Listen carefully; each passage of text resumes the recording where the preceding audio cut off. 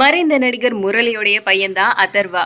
பானா காத்தாடி அப்படிங்கிற படம் மூலமா அறிமுகமாயிட்ட அவரு, பரதேசி அப்படிங்கிற படம் மூலமா எல்லாருக்குமே ரொம்ப நல்ல பரிச்சயமாயிட்டு, இவருடைய நடிப்பு திறனுக்காக ரொம்ப பாராட்டுகளையும் வாங்கினாரு. அந்த படம் மூலமா இவருக்கு ஏகப்பட்ட படங்கள் கைவசம் கிடைச்சது.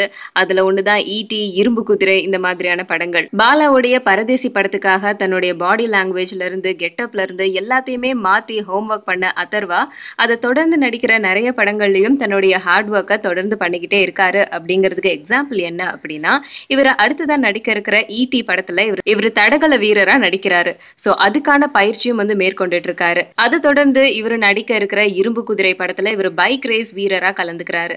சோ இந்த படங்கள்ல அதர்வா சிக்ஸ் பேக்கோட தோற்றம் கொடுக்க போறாரு. சோ இது மூலமா சூர்யா, விக்ரம், விஷால் இவங்களுடைய லைன்ல நம்ம அதர்வாவும் சேர்ந்துட்டாரு. ஏன்னா இவரும் சிக்ஸ் பேக் வச்சுட்டு ஒரு படம் நடிக்கிறாரு இல்லையா? சோ இவ்வளவு ஹார்ட் ஒர்க் பண்ணிட்டு இருக்கிற அதர்வாக்கு அடுத்தடுத்த படங்கள் வெற்றியா அமையணும் அப்படின்னு ரசிகர்கள் சார்பாவும், இந்தியா கிளிட்ஸ் சார்பாவும் வாழ்த்துக்கள்.